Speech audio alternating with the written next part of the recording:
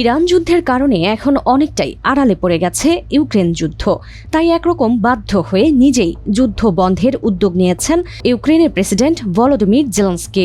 এ ব্যাপারে রুশ president Vladimir পুতিনকে একটি খোলা চিঠি পাঠিয়েছেন তিনি। 1800 শব্দের দীর্ঘ এই চিঠিতে পুতিনকে এক টেবিলে বসার আহ্বান জানিয়েছেন জেলেনস্কি। চিঠিতে জেলেনস্কি লিখেছেন, ইউরোপের যুদ্ধ আবার যুক্তরাষ্ট্রের মনোযোগের কেন্দ্রে ফিরে আসা পর্যন্ত অপেক্ষা করা ভুল হবে। কাজেই আমাদের দুজনের সরাসরি আলোচনার মাধ্যমে এই যুদ্ধ শেষ করার প্রস্তাব দিচ্ছি আমি। সরাসরি বৈঠকের স্থান হিসেবে সুইজারল্যান্ড ও তুরস্কের মতো নিরপেক্ষ দেশের কথা চিঠিতে প্রস্তাব করেন জেলেনস্কি।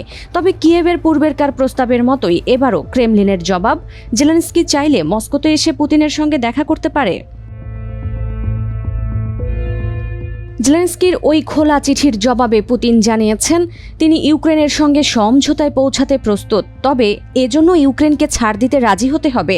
এজন্য জেলেনস্কি মার্কিন প্রেসিডেন্ট ডোনাল্ড ট্রাম্পের প্রস্তাবিত শান্তি পরিকল্পনা মেনে নিলে যুদ্ধের অবসান ঘটাতে পারে বলেও জানান পুতিন।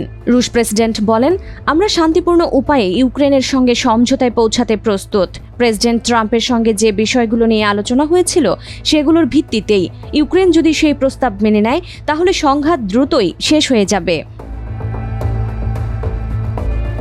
বরাবরের মতো এবারও ইউক্রেনকে রাশিয়ার অধিকৃত 4টি অঞ্চলের দাবি ছেড়ে দেওয়ার আহ্বান জানিয়েছেন পুতিন।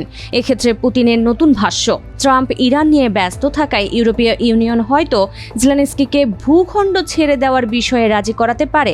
যদিও ইউক্রেন অতীতে বহুবার জানিয়েছে ভূখণ্ড ছাড় দেওয়ার বিনিময়ে কোনো চুক্তিতে যাবে না তারা।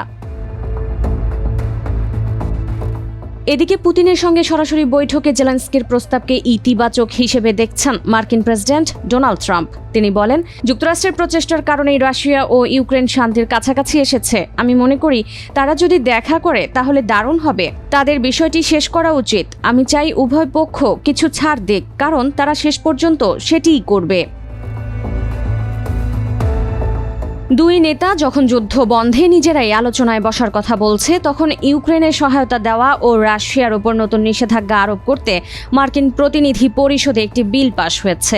4 জুন 226-195 ভোটের ব্যবধানে বিলটি পাশ হয়, যেখানে ট্রাম্পের বিরোধিতা করে ডেমোক্র্যাটদের সঙ্গে বিলের পক্ষে ভোট দিয়েছে 18 রিপাবলিকান সদস্য।